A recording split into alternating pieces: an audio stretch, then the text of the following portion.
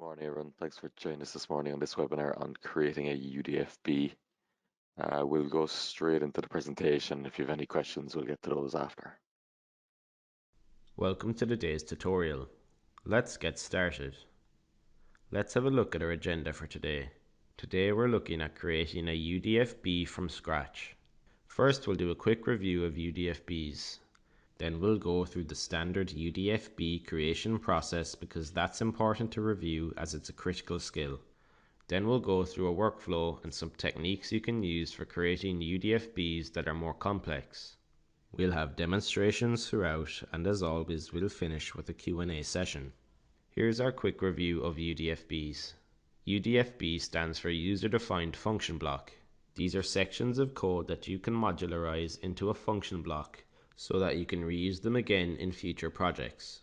Unlike subroutines, you can use multiple instances of user-defined function blocks in the same program.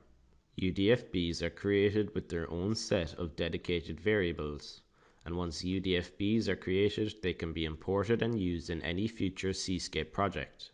Keep in mind that UDFBs are not available with register-based advanced ladder. It's only available in variable-based advanced ladder. So first, let's look at a basic workflow for creating UDFBs. You start by writing and testing the logic that will be included in the function block. Here you want a standalone project or file that you'll use to write and test your logic. Once you've done that, you'll create a list of variables. Here you need to know what variables are the inputs to the function block, what are the outputs from the function block, and then what variables are used internally by the function block. Next, you need to go to the Cscape navigator and add a new user-defined function block and give it a name. Then, in the program variable window, you'll add variables to the new section that was created in the variable window when you added and named the UDFB. All the variables that are used by the UDFB have to be listed in that section of the program variable window. Next, you need to replicate the program logic that you created in your standalone project in the UDFB block itself, in the area allocated for its logic using your UDFB variables. Once that's complete, you can export that UDFB as an independent file, and it has a file extension of CPU. Then you're going to import that UDFB into another Cscape program so that you can test it, preferably with multiple instances of that same function block. Now I want to look at a workflow for creating more complex UDFBs. First, you'll start with a new program, which will contain the logic that is going to be the UDFB. So first you need to write that logic and thoroughly test it. Then next, create a new Cscape project. The purpose of this new project is for the creation of the UDFB itself. The steps involved here are to add and name the UDFB from the project navigator, and then copy and add the variables to the program variable window using the Edit Variables as Text feature, as this is more efficient and ensures accuracy. Next, I'll go back to my original program where I created the logic, and I'll paste that logic back into my new project into the UDFB section. After that, all the variable names in the logic need to be replaced with variable names that are appropriate for that UDFB. Then, next you'll perform an error check to make sure you didn't make any mistakes. And then finally, you're going to export that UDFB to a CPU file. Here you have the option between a protected file and an unprotected file, and you'll want to start with an unprotected file until you're certain that everything is working the way you want. After exporting that unprotected file, you have a third program that you'll use to import the UDFB that you just created and test it using multiple instances. So that's a workflow for creating more complex UDFBs. Next, let's talk about UDFB variable names. So how do UDFB variable names differ from the simple variable names that might be present in your main loop logic block or in a subroutine? On the left, I have logic using those simple variable names that you might find in a main loop logic block or in a subroutine. And that exact same logic with those variables to be properly named in a UDFB needs to have the name of the UDFB before the variable name as a prefix. So in this example, enable becomes average underscore scale dot enable, where the name of the UDFB is average underscore scale. So that's critical that you don't forget that when pasting in your logic. Now we'll demonstrate creating UDFBs with this workflow. So let's open Cscape. First I'll show you program 1, which is a standalone program that I use to develop and test some code for scaling and averaging analog inputs. Here I created some logic which can on average gather up to 100 analog readings as they come in every scan, and then scale those to engineering units. I'll go through the logic quickly.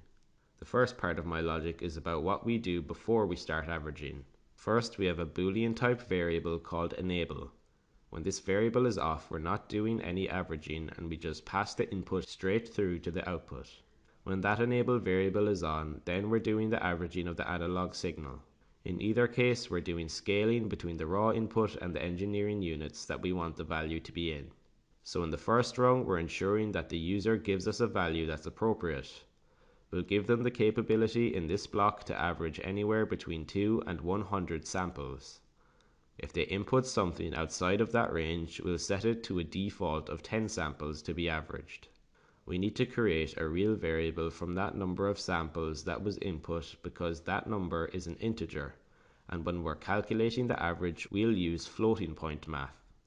Before we enable averaging to happen, we need to zero out a number of math variables so that we're prepared to do the averaging once the enable variable is turned on.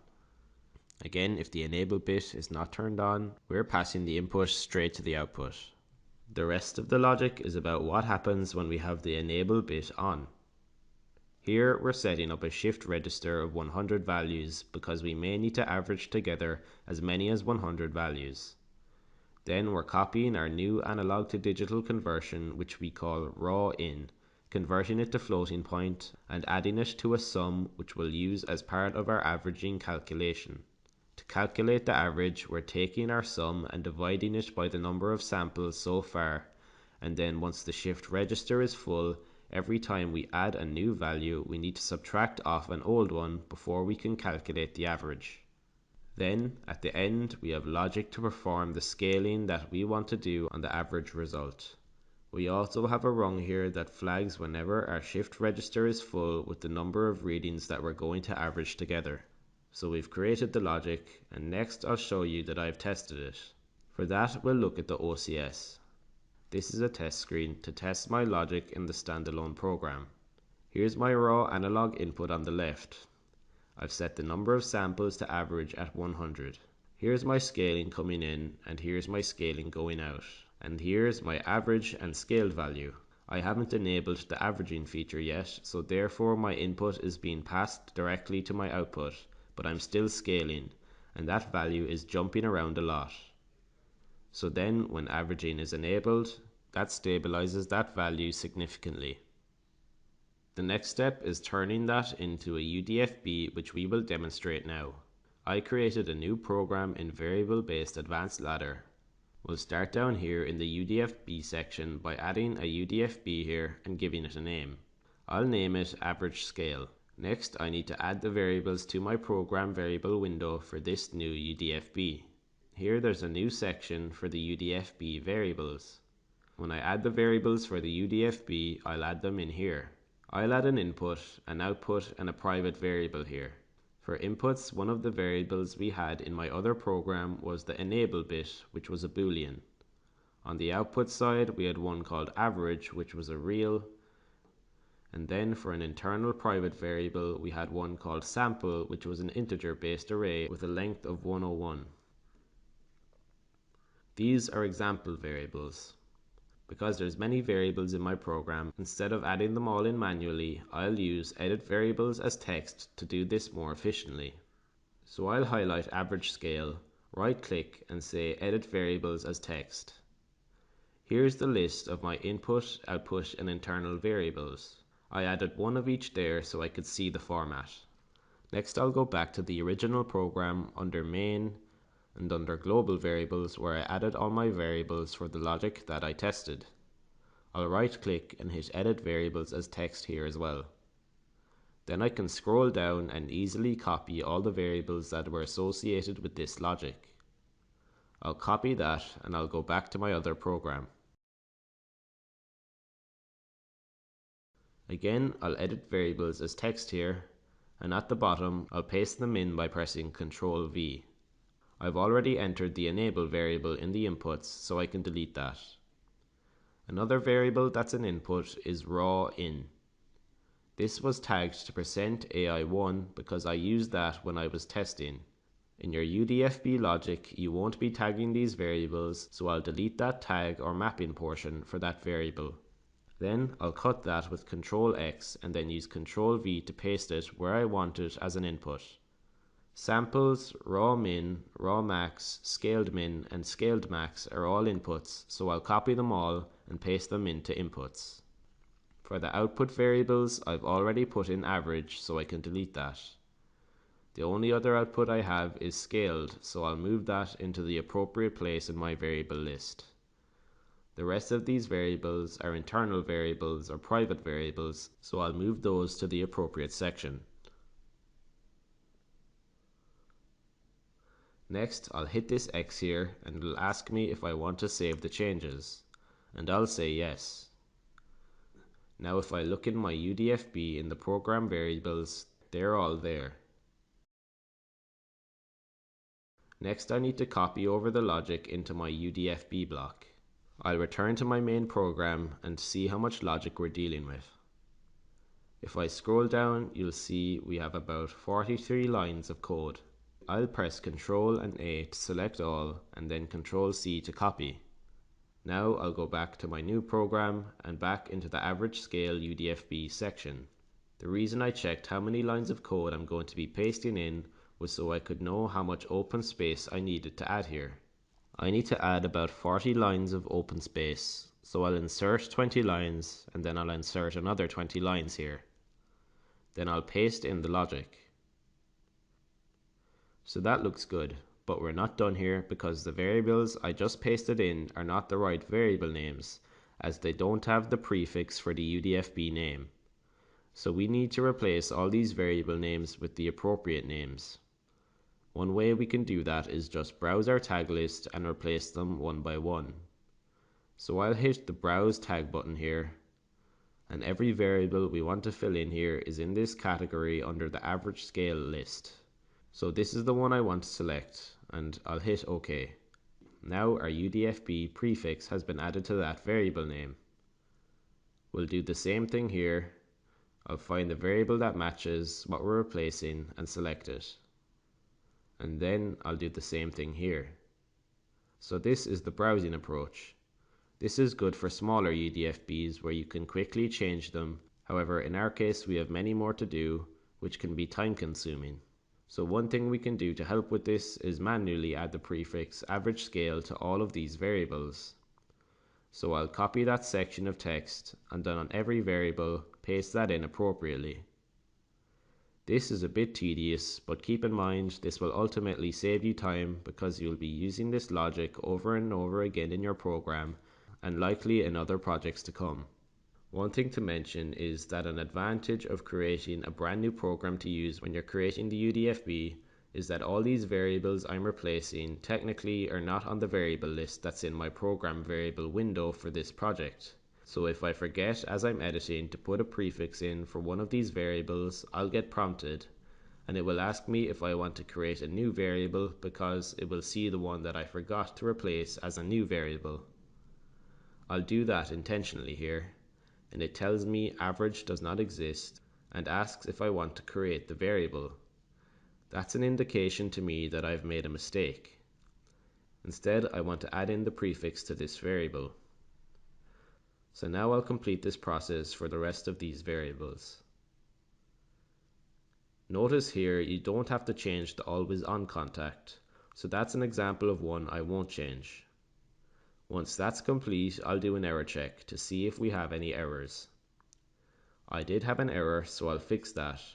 On rung 5, I forgot one, so I'll go to rung 5 and you'll see that enable was not changed and still has the old name. So this is an advantage of not starting with the original program to create your UDFB, because in the original program this wouldn't be an error.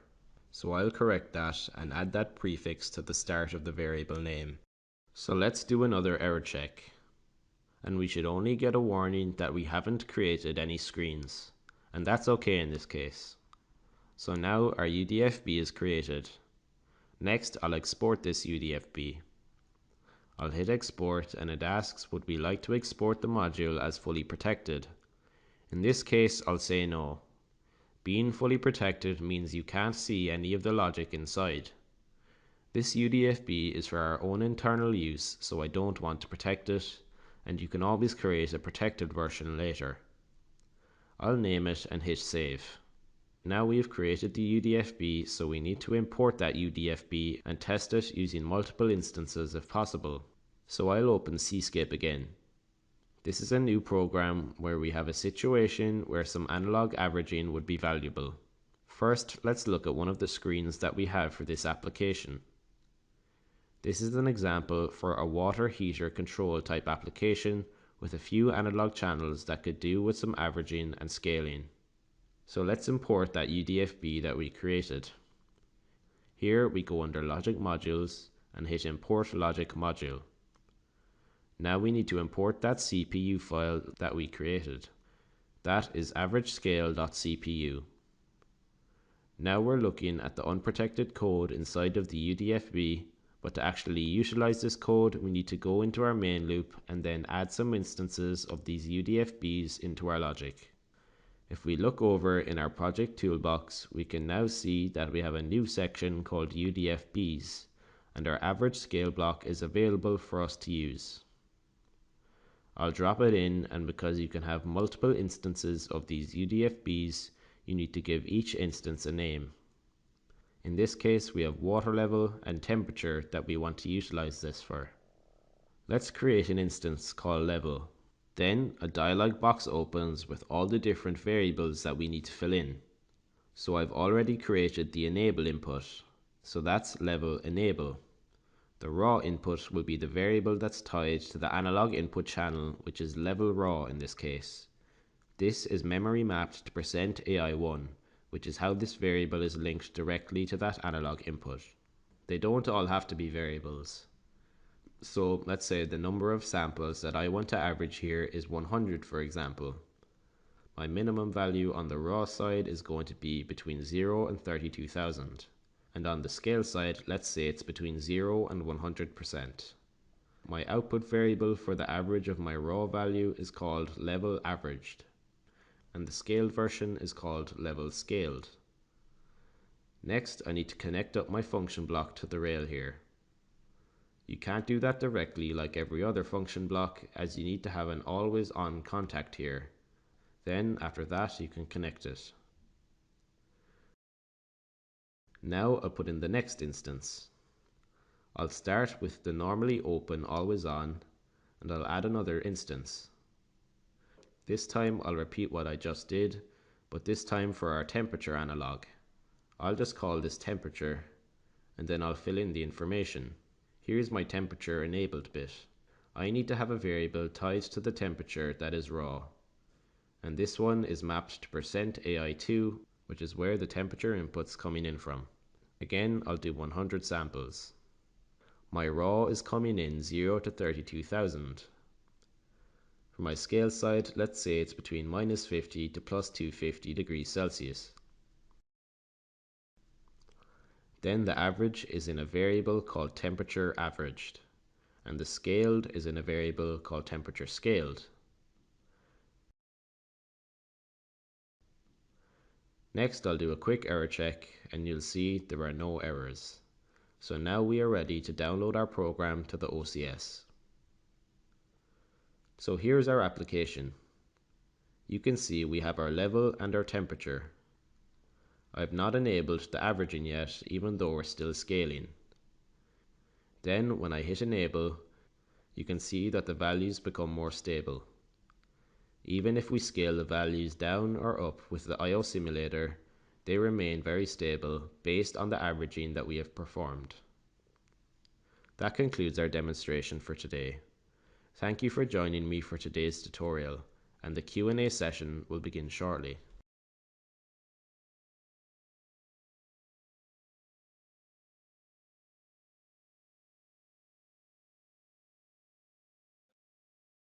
Okay, I'm not seeing anything in just yet. Next week we do have performing sequential step removes with our units. So if you've any interest in that, the registration link is up on the website, and we would love to see again next week. If you go to the webinar page on the website, you can see the next 4 or 5 webinars upcoming, so you can register for any ones that pique your interest. Other than that, thank you for joining us today, and we hope to see you again next week.